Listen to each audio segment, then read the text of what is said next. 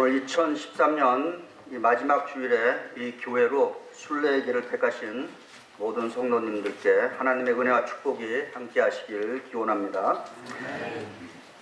이 교회는 하나님의 특별한 은혜가 주어지는 그 거룩한 장소입니다.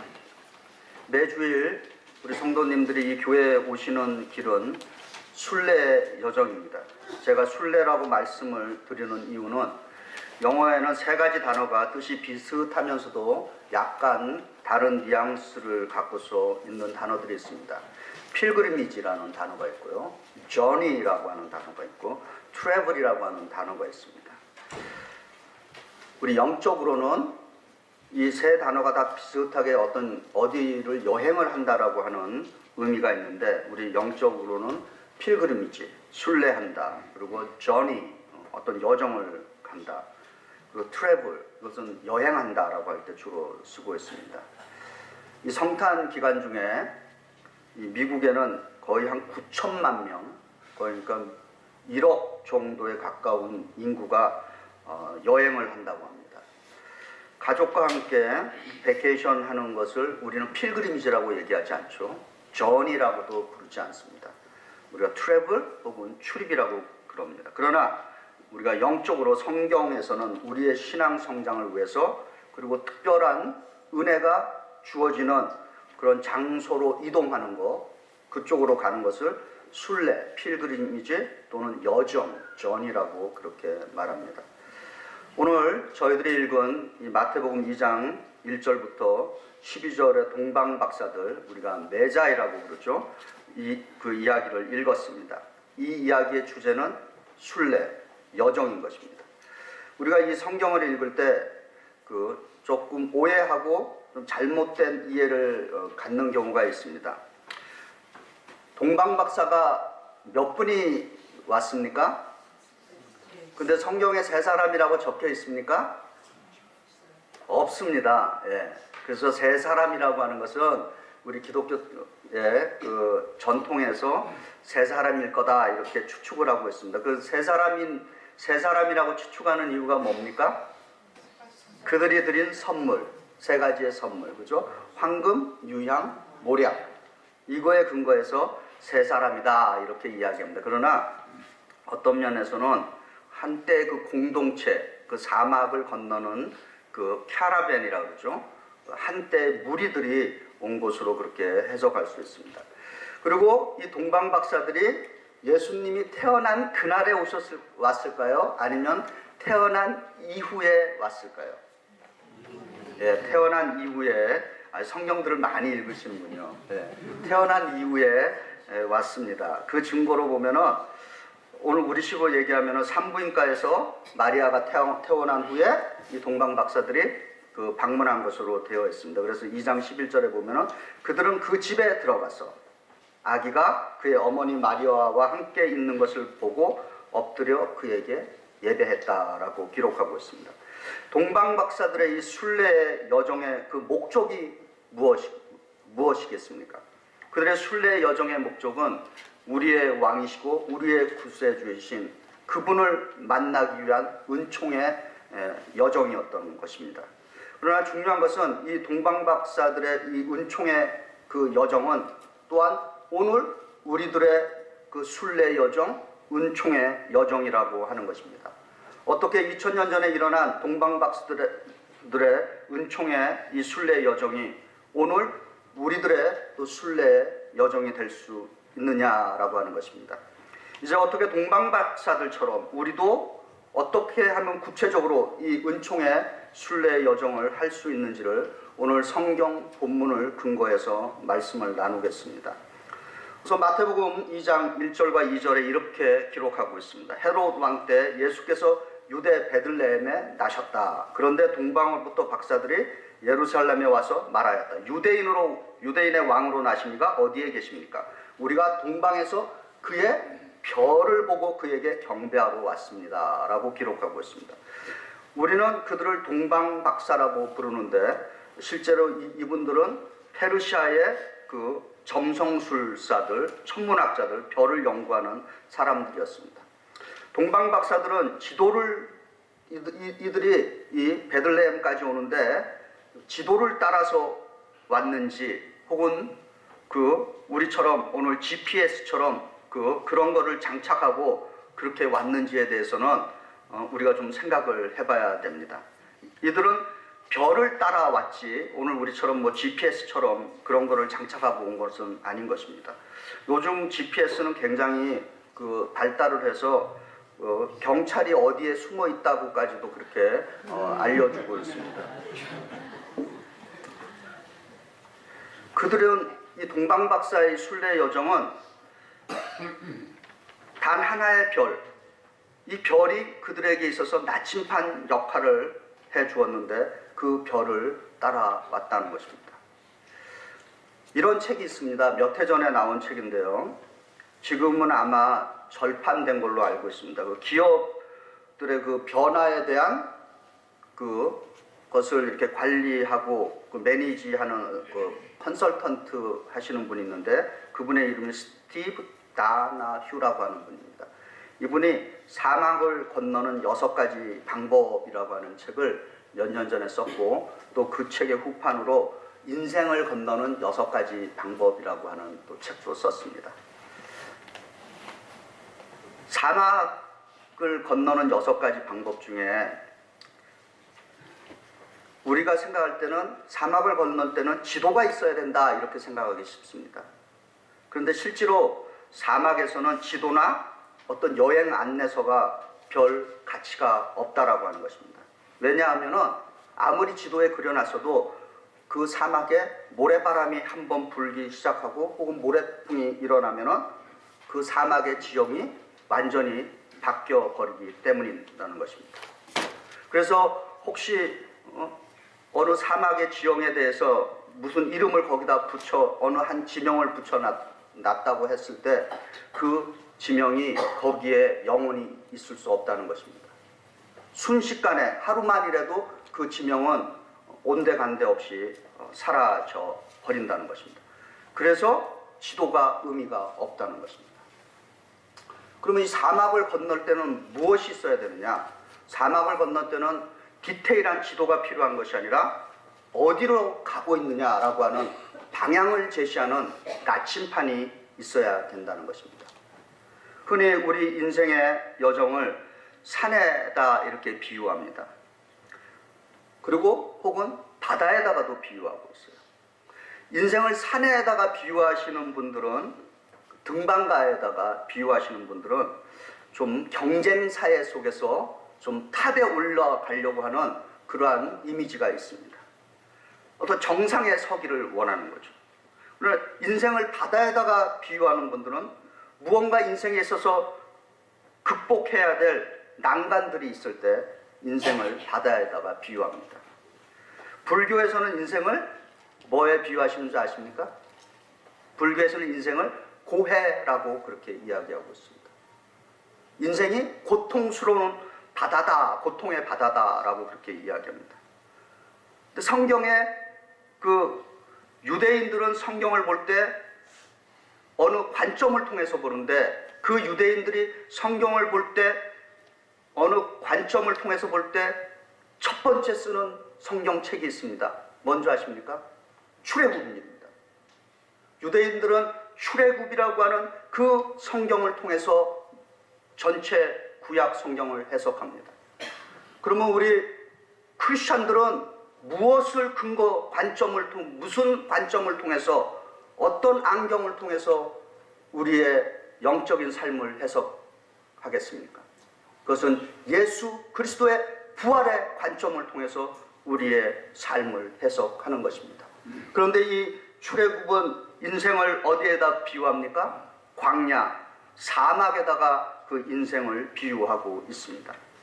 인생을 광야나 사막에 비유할 때 우리는 인생을 살면서 종종 부딪히는 이 사막과 같은 이 현실 속에서 우리에게 필요한 것은 디테일한 지도가 아니라 방향 감각인 것입니다.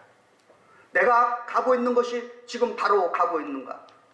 우리 믿음의 공동체가 지금 다른 방향으로 가고 있느냐라고 하는 것입니다. 단순히 목표나 목적지를 보여주는 그런 지도가 아니라 우리를 안내해 줄 나침반이 필요하다는 것입니다.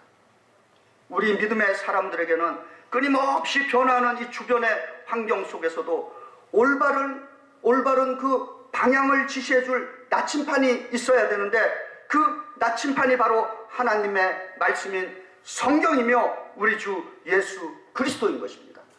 그래서 베드로후서 1장 19절은 이렇게 고백하고 있습니다. 여러분의 마음속에 날이 새고 샛별이 떠오를 때까지 여러분은 어둠 속에 비치는 등불을 대하듯이 이 예언의 말씀에 주의를 기울이라 라고 기록하고 있습니다.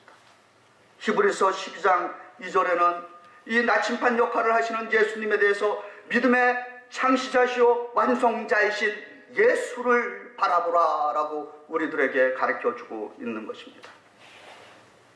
인생의 사막을 건너갈 때 예수 그리스도가 우리와 우리의 믿음의 공동체와 내 개인의 삶에 나에게 나침판이 되시는 것을 믿으시기 바랍니다. 마태복음 2장 2절입니다. 유대인의 왕으로 나신 이가 어디에 계십니까? 우리가 동방에서 그의 별을 보고 그에게 경배하러 왔습니다. 삭막하고 변화가 무쌍한 이 사막과 같은 그 여정을 가는 사람은 동방 박사들처럼 분명한 또한 목적 의식을 가지고 인생의 사막을 건너야 하는 것입니다. 동방 박사들은 그들의 순례 여정을 가는 그 목적이 있었습니다. 그들은 영적으로 목말라 있었고 배고파 있었던 것입니다. 그들의 목적은 구세주, 세이비어, 로드를 찾아서 경배하기 위해서 왔던 것입니다. 동방 박사들의 순례의 길을 택한 목적을 마태복음 2장 2절은 유대인의 왕으로 나신 이가 어디 계시냐? 우리가 동방에서 그의 별을 보고 그에게 경배하러 왔다고 고백하고 있습니다. 오늘 이 2013년에 이 마지막 주일에 이 시간에 세상의 많은 사람들이 여전히 구세주를 찾고 헤매고 있습니다. 그들이 찾고 있는 구세주는 어쩌면 누가 나를 이 경제적인 어려움에서 구해줄 수 있겠는가라고 외칠 수 있습니다. 누가 나를 이 육체적인 고통, 정신적이고 영적인 방황에서 구해줄 수 있는가라고 외치고 있습니다. 지금 우리가 하고 있는 이 질문은 우리 개인의 질문만이 아니라 이미 예수님이 태어나던 그 시대 사람들도 똑같이 했던 질문인 것입니다. 그 질문이 동방 박사의 입을 통해서 나온 것뿐인 것입니다. 동방 박사들이 한 질문, 유대인의 왕으로 나신 이가 어디에 계십니까? 라고 하는 질문은 왜 우리가 예수 그리스도를 믿고 따라야 하는지 그 질문에 대한 대답을 요구하고 있는 것입니다. 누군가가 여러분 한 사람에게 왜 예수를 믿느냐라고 묻는다면 무엇이라고 대답하시겠습니까? 이 세상에 수많은 종교들이 있습니다. 왜 하필이면 예수를 믿어야 하느냐라고 물어본다면 어떻게 대답하시겠습니까? 저에게 한번 물어보세요. 목사님은 왜 예수를 믿으십니까? 예수가 이 세상의 유일한 희망이기 때문인 것입니다. 이러한 말씀을 사도행전 4장 12절이 이렇게 선언하고 있습니다. 다른 이로서는 구원을 받을 수 없나니 천하 사람 중에 구원을 받을 만한 다른 이름을 우리에게 주신 일이 없습니다. 예수가 우리의 유일한 희망이라고 말해주는 구절인 것입니다. 프랑스의 철학자요 인문주의자였던 프란시스 볼테르가 이런 말을 했어요. 기독교에 대해서. 기독교는 안방의 여자들이나 양복 수송공들이나 그런 사람들이 믿기에 좋은 종교이다. 지혜로운 사람이 믿을 만한 종교가 못 된다라고 그렇게 말했습니다. 그러나 그가 죽기 직전 볼테르는 자신의 담당 의사에게 이렇게 말했다는 것입니다. 나는 하나님과 사람에게 버림을 받았습니다. 나에게 6개월만 생명을 연장해 준다면 그리스도께 나의 생명을 바치겠습니다. 오 예수 그리스도요 라고 하는 그런 말을 남겼다는 것입니다. 아기 예수가 태어나던 그 성탄절 밤에 들판에 있던 목자들에게는 천사가 있었습니다. 그리고 저 멀리 페르시아에서 베들레헴으로 왔던 그들을 인도했던 동방 박사들에게는 한 별이 있었습니다. 그럼 오늘 저와 여러분에게는 무엇이 우리를 인도하고 있습니까? 우리에게는 주님의 핏값으로 사신 교회가 우리를 인도하는 것입니다. 아멘을 안 하시네요. 교회는 사막과 같은 세상에서 우리 각자를 구세주 예수 그리스도께 인도하는 희망의 별이며 생명체인 것입니다.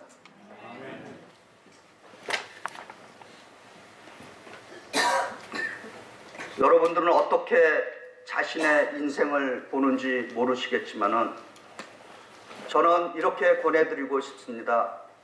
저는 항상 제 인생의 모든 문제를 그리고 제 인생을 기록해 나갈 때 교회라고 하는 그 창문을 통해서 나를 보고 세상을 보며 인생을 풀어갑니다.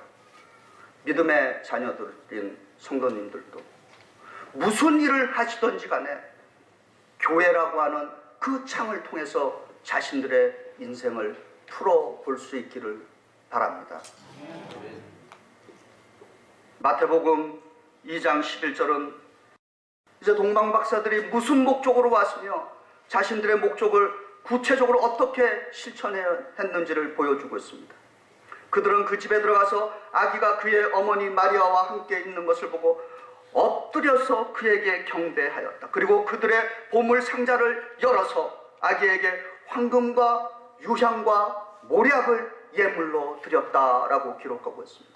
동방박사들은 그리스도의 그 별을 찾아서 예수 그리스도의 별을 따라서 왔고 예수 그리스도에게 나와서 예수 그리스도께 경배 엎드려 예배를 드렸던 것입니다. 이 성경 구절에 대해서 지금까지 우리 기독교 역사는 두 가지 방향에서 이 한 구절을 풀이해 오고 있습니다. 하나는 동방박사들이 예수님께 드린 선물은 예수님은 어떤 존재이며 어떤 분이시고 무엇을 하는 분이신가를 상징하는 선물이다라고 그렇게 해석을 해왔고, 또 다른 하나는 동방박사들이 드린 이 세 가지 선물은 내가 예수를 믿고 따르는 데 있어서 어떻게 결단을 해야 하는지에 대한 구절로 해석해 왔던 것입니다.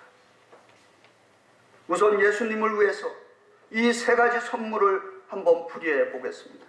황금은 매우 귀하고 변하지 않는 것으로서 성경적으로 이 상징은 예수님의 왕권을 상징하고 있는 것입니다. 유향은 향기로운 향품으로서 이에 성경적인 상징은 예수님의 그 신성이신 예수님이 참 하나님이시다라고 하는 것을 상징하는 본문인 것입니다.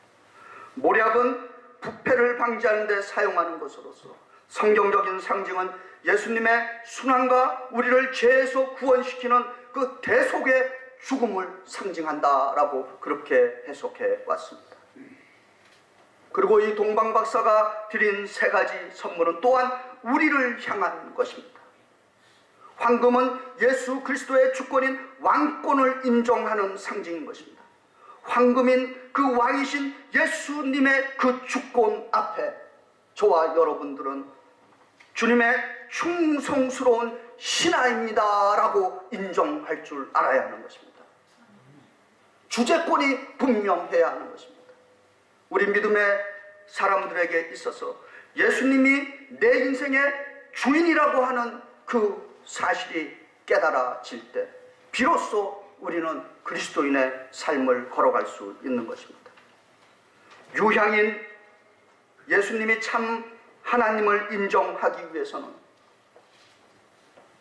저희들은 주님 앞에 그저 저를 불쌍히 여겨 주시옵소서라고 하는 겸손함이 있어야 하는 것입니다. 그리고 모략인 예수님의 고난 앞에서는 주님, 저도 제 십자가를 부인하고 내 십자가를 지고 주님을 끝까지 한결같이 열매 맺을 때까지 따라가겠습니다 라고 하는 결단의 고백이 있어야 하는 것입니다. 동방 박사들이 예수님께 드린 이 세 가지의 선물은, 그들은 이 선물을 드리기 위해서 엎드려서 예물을 드렸듯이 우리 각자도 예수님 앞에 내려놓고 엎드려야 할 것들이 너무도 많이 있는 것입니다. 우리의 거만함, 우리의 교만함, 우리의 어떤 사회적인 위치, 나의 학력, 나의 지식, 모든 것을 주님 앞에 내려놓고 예배해야 하는 것입니다. 교회에서 드리는 예배는 우리의 모든 것을 내려놓고 주님께 엎드리는 시간인 것입니다. 그리고 동방 박사들이 보물 상자를 열어서 이 황금과 유황과 모략을 드린 것처럼 황금처럼 변치 않는 사랑을 주님께 드려보시기를 바랍니다. 하나님을 어떻게 사랑할 수 있습니까?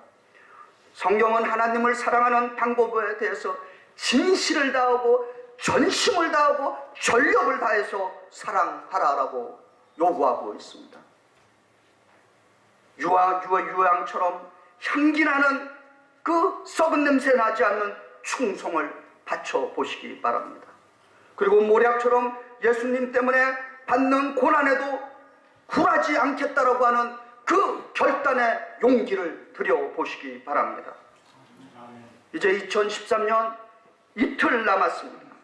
이 2일간 금년 2013년을 지금까지 인도해 주신 하나님께 감사드리시기 바랍니다. 그리고 동방 박사들이 예수 그리스도의 별을 찾아서 그 별을 찾아 예수 그리스도의 별을 따라서 예수 그리스도께 나오고 예수 그리스도께 엎드려서 그리스도께 경배하고 선물을 드린 것처럼 이제 오고 있는 2014년은 더욱더 변하지 않는 황금처럼 온전한 사랑을 주님께 드리시기 바랍니다. 유향처럼 향기나는 충성을 더욱더 드리시기 바랍니다. 그리고 모략처럼 변하지 않는 용기를 예수 그리스도께 바치시기를 주의 이름으로 축원드립니다. 기도하시겠습니다. 사랑과 은혜가 충만하신 하나님, 사막과 같은 인생을 살아가고 있는 저희들, 오직 주님을 표대 삼아서 바른 방향으로 저희들 달려가게 하여 주시옵소서.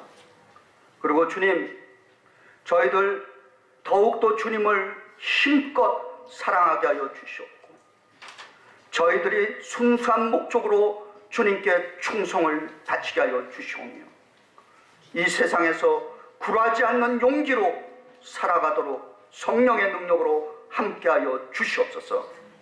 아버지 하나님, 이제 2013년을 잘 마무리 지으면서 2014년 더욱더 예수 그리스도를 별을 삼아서 우리의 인생을 경영하게 하여 주시옵고 주님 따라가게 하여 주시옵소서. 예수 그리스도 이름 받들어 감사하며 기도드리옵나이다. 아멘.